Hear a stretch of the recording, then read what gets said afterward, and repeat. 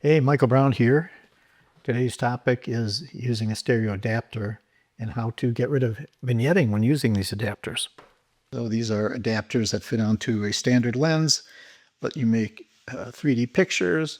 But as you can see, there's kind of this divider line with the lens.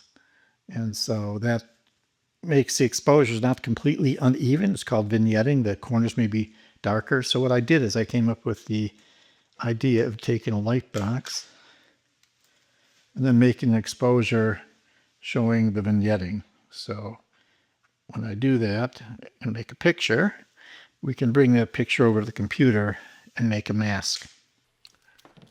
So on the screen here, I have two software programs, Adobe Bridge and Adobe Photoshop. And if you look, you can see there's two images. This left image was made using the stereo adapter pointing at a light box, and the right image is just a picture I took in my studio of a filing cabinet to show how this technique works.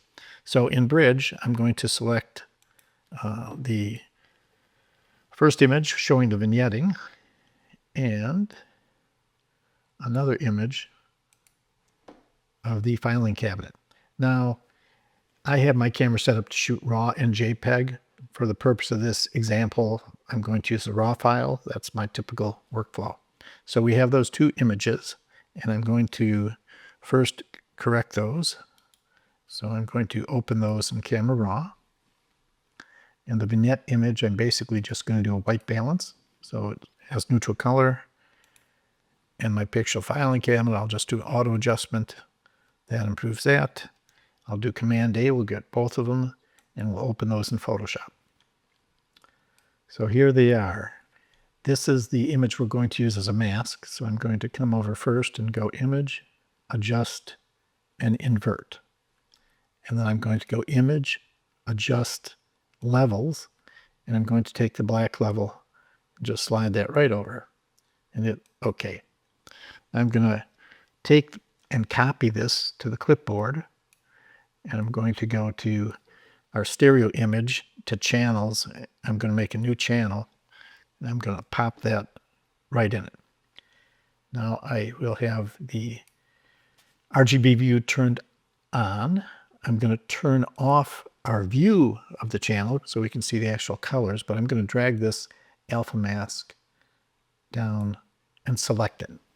So now what's happening, the black areas of the mask, no exposure adjustments will be made, but the white areas of the mask, there will be corrections. And you can see this dark band in the center of the image. We're going to correct that.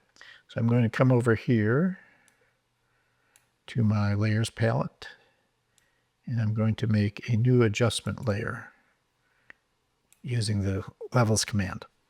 So this adjustment layer, you can see over here, it has the mask loaded, and I will just come over now and adjust that.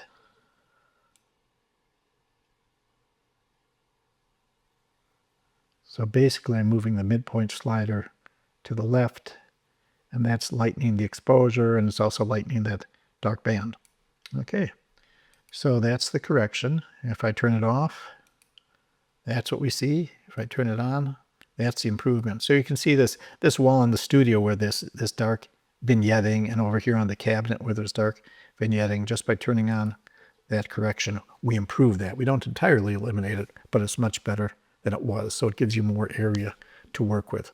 So my next step actually would be to bring that into StereoPhotoMaker and make my stereo pair. And I suppose we can do that real quick. Let me save this off on the desktop. And we will call this for SPM. We won't save it in Photoshop format. I'll just save it as a JPEG. I suppose you could use a TIFF if you wanted to do that. All right, now StereoPhotoMaker. There we go, here it is.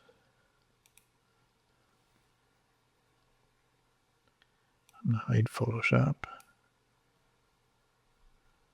You can see I've done this before. Let me close this, or at least just open my new image. Open stereo image. On the desktop, I have something right here, 4 SPM. All right, Here's our picture. I'm just going to put it in side-by-side view for the moment. So typically I'll come over here, hit Auto, and that should do the geometric corrections to the image. That's done. Here's the readout of what those look like. And I'll come over here to Anaglyph Preview, and then I'll come to the crop command. And I'll do this. Now you can see there's still sort of a red cast to the left and a green cast to the right. It hasn't completely corrected that, but pretty good. And let's click here to do that crop. Now let's save that as a universal view. Left, right, right, left. And I'll call this from SPM. Oops. And I'll say universal. We'll save that to the desktop. Come back to Photoshop. Open that up.